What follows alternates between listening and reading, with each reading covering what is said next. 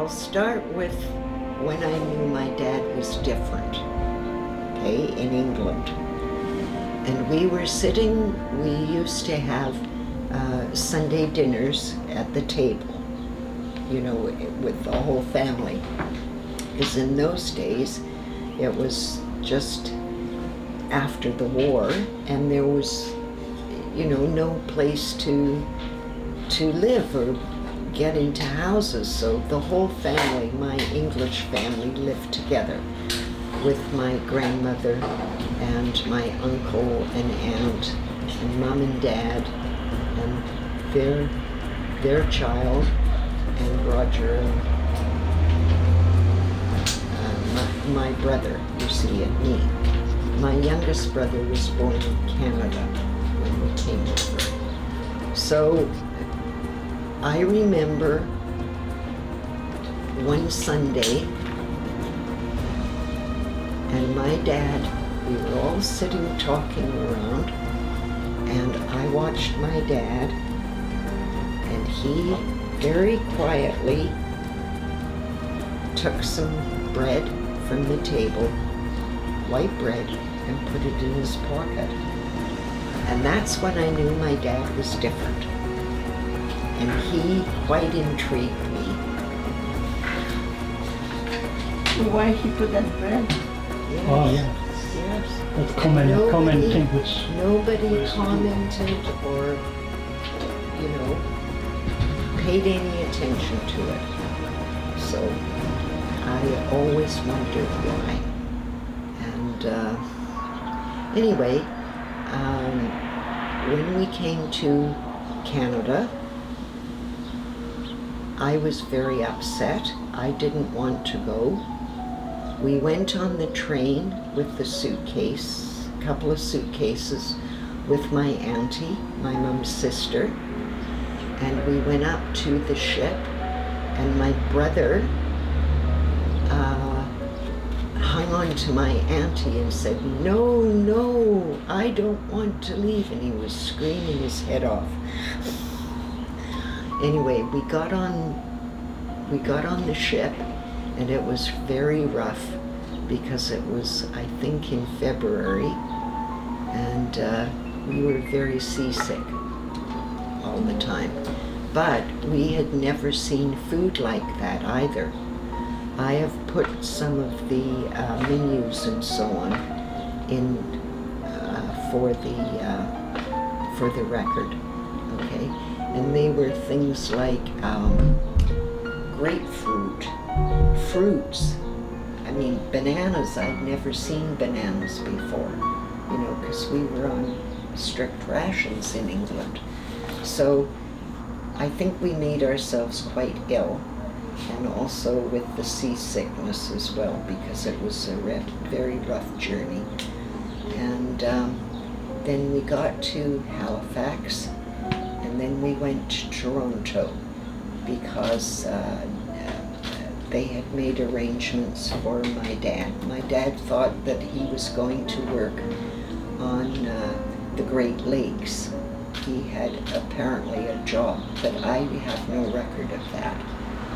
And as I say, we went into this sort of rooming house, and there was great big long stairs, and we walked in, and my mother said, "I am not staying here because I can smell rats." So that was it. We went by train through the snow, never seen snow like that before, from Toronto to Edmonton, and it was a long way. And there was nothing there, it was just flat. And my mother turned to my dad one morning and she said, "Where on earth have you taken us?" She said, "There's no people here."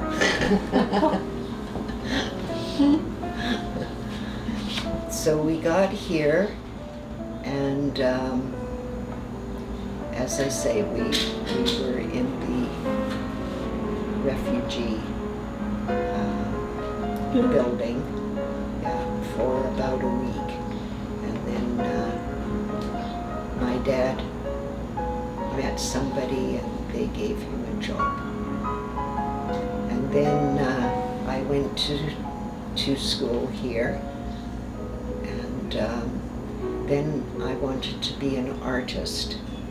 So I went off in, I don't know, when I was about 18, 19, to Vancouver, to the Vancouver School of Art. And I spent 4 years there, got my certificate, but there were no jobs in Canada, just doing ads.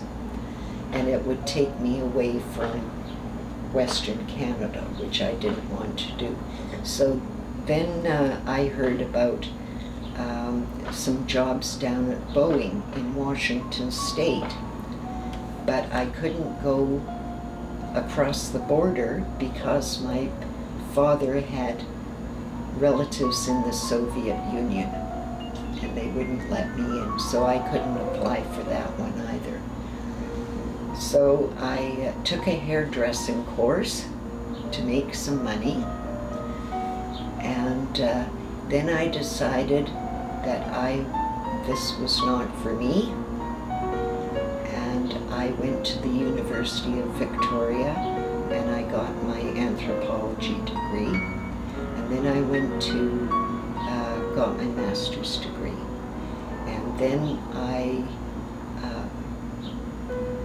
was hired by a fellow anthropologist, Dr. Marjorie Mitchell, who became a very dear friend of mine, and we traveled up north and south and into what is known as Haida Gwaii now, which was the Queen Charlotte's, and we took the elders' histories down and transcribed them and gave them to the band so that they would know their histories before the elders died. And the last time I was in the Kelowna area, and we traveled up and down and went to the different groups there. So then my mother got very ill. I was living in Victoria. I was having a wonderful career, and she got very ill with diabetes, and my dad was getting frail, so I decided to come and look after them, and then they died in 2007. And so here I am. In Poland, the family in Poland, Joseph, who was next to Dad, he was younger than Dad, he was taken by the Germans one day and sent to slave labor in Germany. They got compensation finally, and they sent me his record. Oh, that's good. Okay, so I've got a copy of it for you. Also, my Auntie Maria, who was married to my Uncle Stash, Dad's older brother, she was taken to Auschwitz, and she, when the Russians arrived, the Soviets, she was able to get the Czech Republic to the family, to the Czech family. And one of the brothers helped her get out to Italy and then to England. She got there in '48 and met up, of course, with Uncle Stash. And then they went to Argentina. But I haven't been able to find anything in Argentina. I keep looking and looking and looking, because he died, Uncle Stash died in about 1974, 75. Okay, we have in time. Filipek Adam, he born in 1918 and he died at the Second War, 1945. Get lost, nobody. And Filipek Wacław, Yeah. urodzony Czechosłowacja, Morawia, pracujesz, prawda? Yeah. Przybył do Polski. He back to Poland 1934. 1939 he went to Russia, Niwolia, do Gułagu. Okay, that probably is him. Po zwolnieniu dotarł do Buzułku, gdzie został przyjęty do polskiej armii w czerwcu 1942 to England. The Polish Sił Powietrznych. Yeah, that was in the army.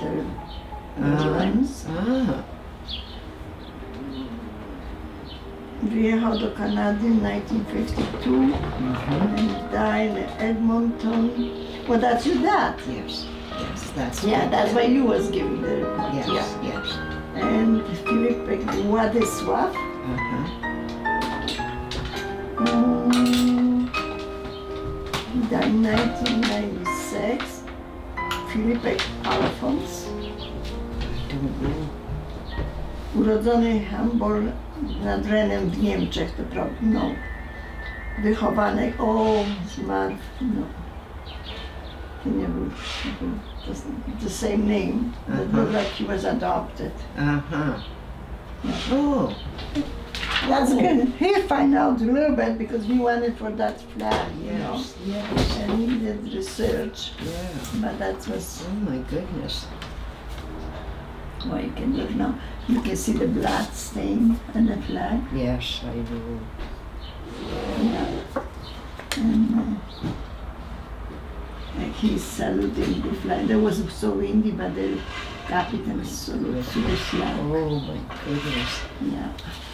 And here we were showing him and history. He was just in his flag. Yeah. And who? Miłość zgoda ofiary. Boże, that's good. It's a nice one. Yes. And that's That's- when he was demobbed, and that's later. I don't know if the date is on the back. Probably. And this here. And that is the wedding anniversary. yeah, I think the 50th or 60th. 50th. 50. Yeah, and that's the family except my sister-in-law. She's taking the photograph. That's it. You have a one sister and two brothers, or No, one? this is Dad's grandchildren back here. Oh, okay. That That's your brother's brother. children. Yeah. Yes. Yeah, and this brother, Neil, he's the youngest. He lives in Vancouver. Oh, He was a okay. pilot with Oh. Air Canada. He always wanted to be. And my mom's mom and dad, they're here, and this is their 63rd wedding anniversary in January. And then she died in March, and then he died in July. Gee, so quick. Yep. Oh, he died of a broken heart. You know, he kept asking me where Mom was all the time. It was terrible. Oh, that's his parents. Yes. To be, oh my God. All I knew, he told me one day, because I asked him what he did during the war, because my mother would tell us the funny things that happened to her. You know, when they were bombed and so on and so forth, and what happened.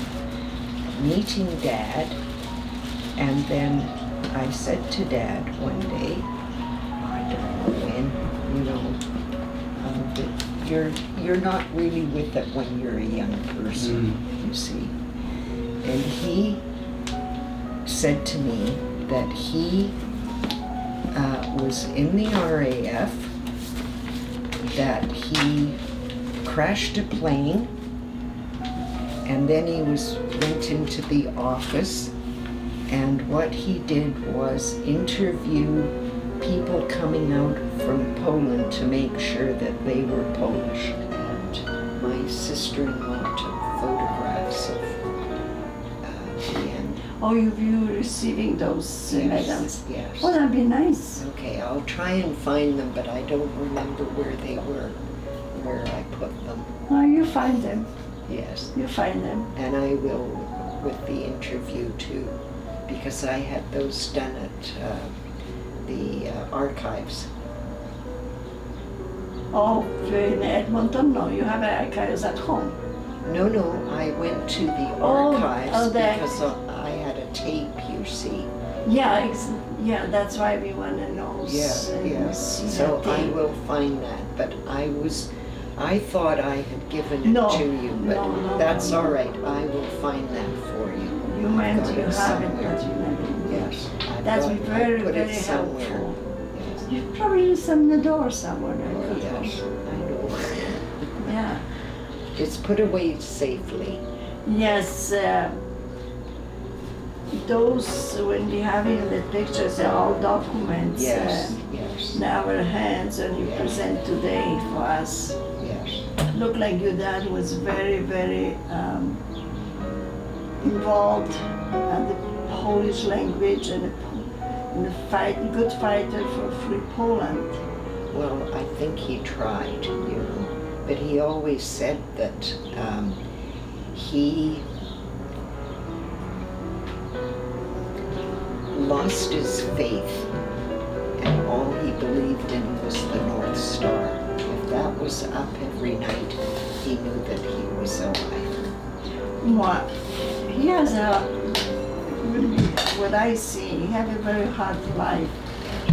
Here they grew up, and the Russian, the army, and all those. And of course, being thrown out of the Czech Republic too, that really bothered him because he was very happy there, you know, and they had to leave. And he said that they came one day and the police knocked on the door and told my grandfather, Jan, that he had to leave. And he had to leave. He could leave his wife and his children there because they were Czech born, but my grandfather had to leave, so they decided that they would all leave together to go to Eredivisie, where my grandfather had been born, you know. And that was it.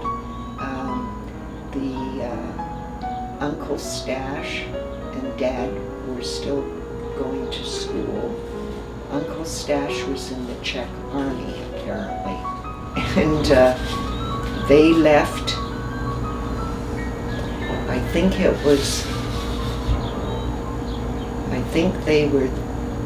they had to leave in February, and Uncle Stash and Dad left at the end of May when he had finished school.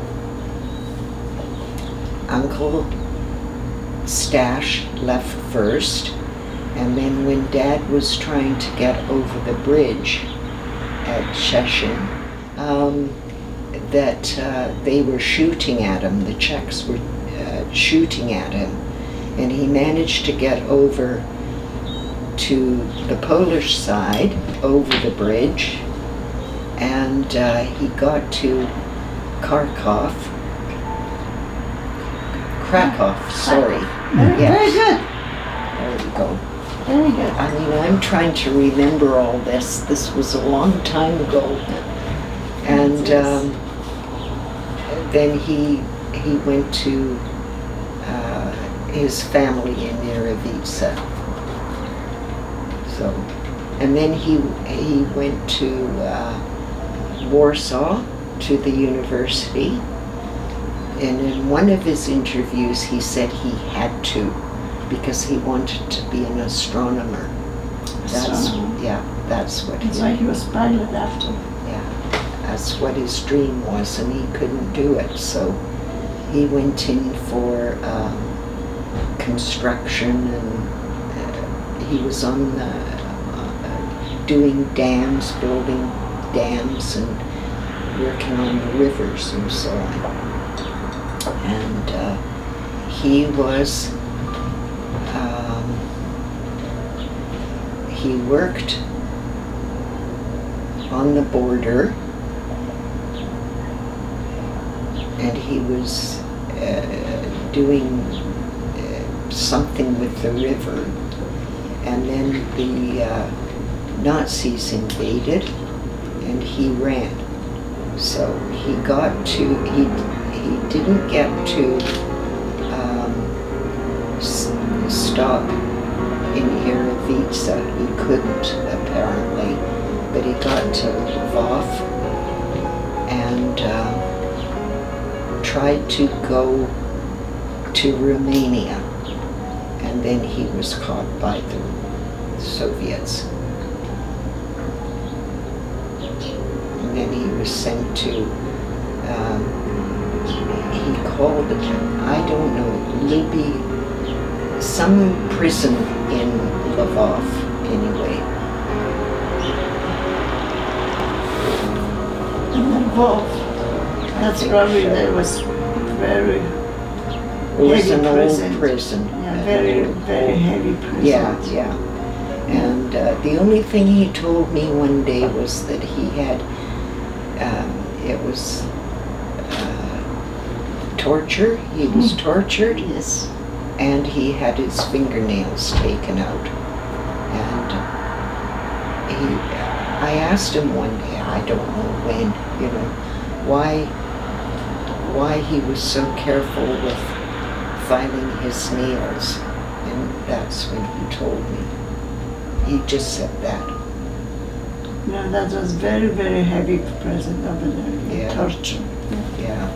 It's true. And then he was sent to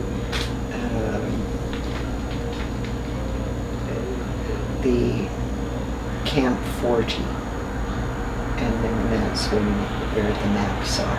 And then he went up from there.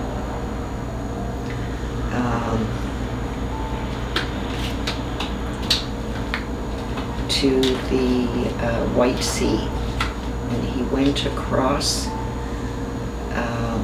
the huge lake. I can't remember what it's called. I'm sorry. It's okay. Onega or something, whatever it is in Russian. Anyway, it's on the way up to the White Sea, and they were put in barges, and he said that the people they didn't like, they threw overboard. And he said if anybody was not doing what they wanted, then they would be hit by rifle butts and thrown over in the lake and drowned.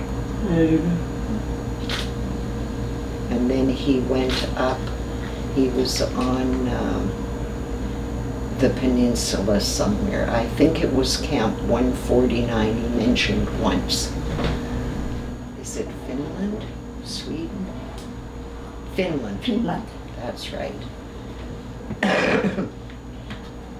And at some point in time, he escaped, and they made it to, he and I can't remember how many other people went with him, but they all managed to get away from the camp, and they thought they were in Finland, the border, but they hadn't heard about the Winter War with the Soviets. So they stopped at a station to get some help, and of course it was the Soviets, because the border had been moved and they didn't know any better. So he was taken back to the camp, and some of the people were hung. I think 5, he said. and that's really, I got little snippets, you see, like that. That's pretty good. Not bad. That's very good. Yeah. And then when the Poles had left before, 2 weeks before he did from the camp, because he had what he called singa, and I don't know what that is. Malaria, perhaps? He called it singa. Something like that, but Yeah. that was... Yeah. And he had been bayoneted in the leg, and he had infection in there, so he had to stay in the hospital, or what was then a hospital. He called it a hospital. So all the Poles had left by that time, and he heard that they were just set free. So he started to make his way down, and he heard from,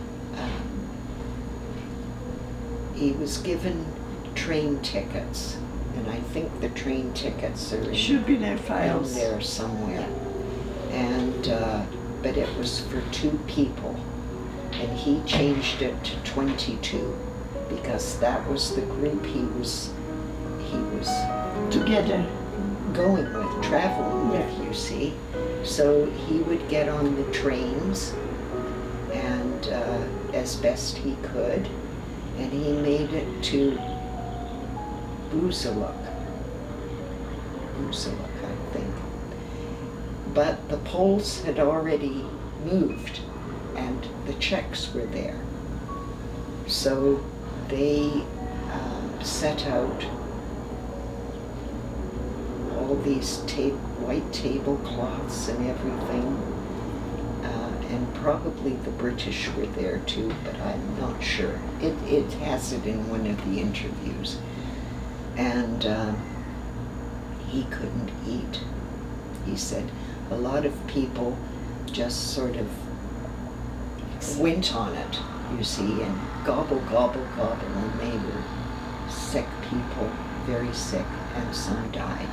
But he said, I couldn't eat. And all he wanted was white bread. And that's what he took, a couple of pieces of white bread. And then he made it to, I don't know, Tashkent or something, where they were, you know, mustering everybody. The army, Polish army. Yeah. And then he, to get him, because he was a civilian, he joined the army, and that's where he gets his marksmanship. But then he went into the RAF apparently, and I don't know how he did it, honestly. And then he was very ill, and that's when he, in Buzaluk, I think, when the children came, when he told me about that in the garden, you know. And then he was transported by truck with the other prisoners through into India, and that's how they came down. And he went to Bombay, and then from Bombay he went over to Cape Town in South Africa. He probably had about a month there, and then he went to England from there. And those pictures, I'm assuming that is you died, Yes, Wacław, and those 2, they that went was through the prison. together. Yeah, yeah. All time they was together. And back to the army, look like. I guess so. As I say, I don't know very much about them. Either he met up with them when he got to England, or they were in the camps along the way. Looked like they was in a camp. Yeah. Yeah, his sign in the back. Ah, okay. Yeah, is the names and everything. Yeah. Boy. And after that, from England, he was. Yeah, he met my mom in 1943, sometime in 43. And she said that my mother was a swimmer and very athletic. And she played tennis and so on and so forth, but she loved swimming. And she was a very good diver, apparently. So in the Chiswick pool, Dad had gone with some of his friends, because they were all in, at that time the British were helping out, you know, and meeting the Polish personnel and so on, and going to dances and, you know, things like that. And they had set up some aid societies in Chiswick, which is part of Middlesex, which is now part of London, but it was outside of main London, you see. And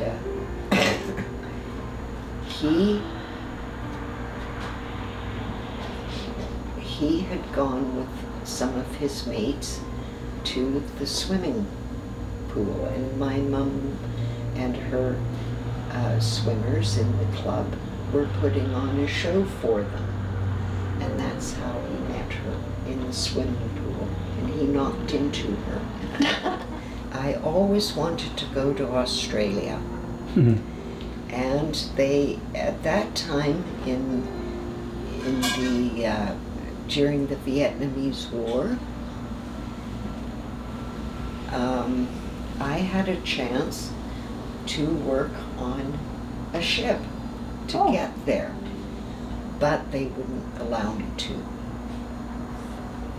So that was it.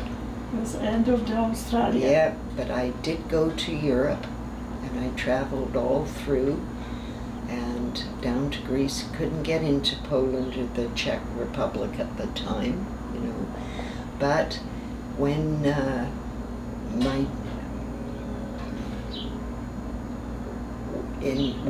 Poland was free, we saved up our money and we took Dad back to visit his sister and his two brothers before anything happened. And that was hilarious. There really was. Because I don't speak Polish, they didn't speak English, so we were using a dictionary, a Polish-English dictionary, and we had some very good times. How they met in the airport? Oh, that was, I cried. There was the whole family. There must have been about 20-odd people. We didn't know who they were. He didn't recognize his sister because, of course, they're old, you see. And all these people, we get out of the plane. My mother, she was in a wheelchair because she couldn't walk very far with diabetes, you see. And so we wheeled her in, and all these people see, and my dad's going, "Who are you?" Except that's what he told me later, you see. And they recognized him, and we've got all these people kissing us and giving us flowers and everything else. So we were bundled off in a car with one of my cousins, but he doesn't speak English. So we got into Zachować because that's who we were staying with. And we felt very badly about it because they lived in one of these huge apartment buildings, you know, with about 3 rooms and one bathroom, you see. But oh no, they wouldn't have it. We we were staying there, you see, and then they would drive us to my auntie's, mom's dad's sister, you see, in Irovica. So we would travel back and forth and back and forth, and then I always remember the second day we were there, we were getting ready for bed, and Dad said to me, he said, "Who is that old woman?" I said, "That's your sister."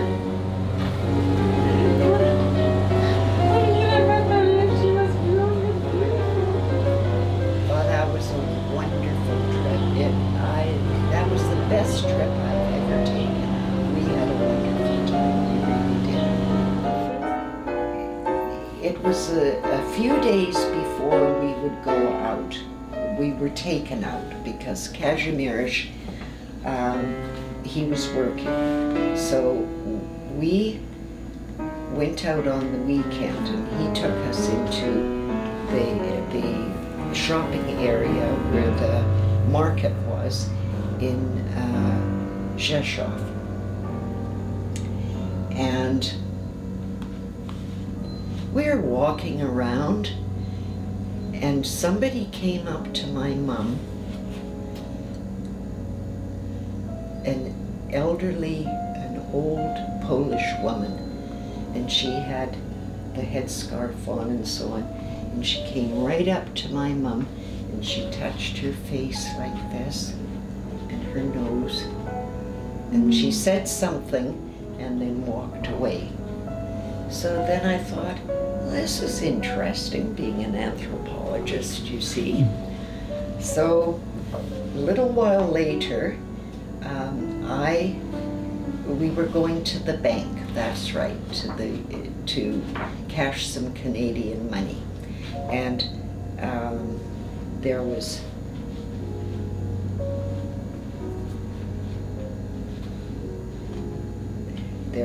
my mom, my dad, and my cousin, and they're walking.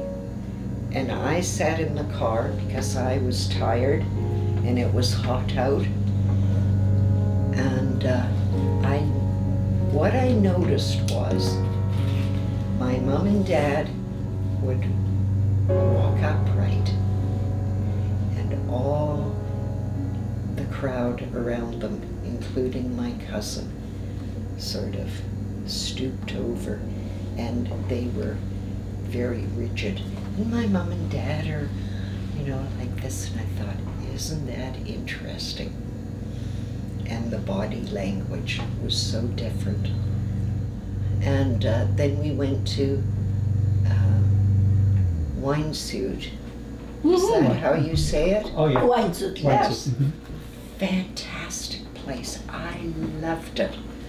But it was, I think the only reason we went there was because it was my Uncle Joseph, the one who was not well, you know, that had been in Germany. He was in a psychiatric hospital very near there, and he had been taken there when we were visiting, you see. So we took Dad there to say goodbye to him and so on, because we were not going to see him again. And we stopped on the way back to the castle at Winesuit. Oh, that was wonderful. It really was. That was the most marvelous, because, you know, we didn't go to museums and things like that, because the family, it was family. There's no time, yeah. Yeah, you know, that was for my dad, not for us, you know. And I remember my mom wanted to find a bathroom. So blah, blah, blah, blah, blah. And Dad's translating, which was ridiculous, because half the time he forgot his English, and he would talk to us in Polish, And my mother would say, I don't speak Polish. Oh, but then he would forget English, you see. So he pointed up the stairs, you see. So my mother takes off, goes up the stairs, and it's not a washroom. It's probably a restaurant. Yeah. Beautiful. Oh yeah. Oh, we had a good time. Things like that you remember because they're hilarious. Oh yes, you know? that's always, because something happened and you remember for a long time. And then we left Poland and we were able to go to the Czech Republic to meet his family that was left. So Left over there, that was very nice. We had 1 week there, you know, so he, and we went, in fact I have a picture somewhere, a photograph of where his house was on the river, because my cousin took us there, and my dad's walking and he's looking like this, you see, and he looked across, he said, that's where we lived. That was very important for us, that he go finally, you see, and meet some family, so. Yeah. Well, thank you very much for Well, sharing thank you. with Thank you us. so much.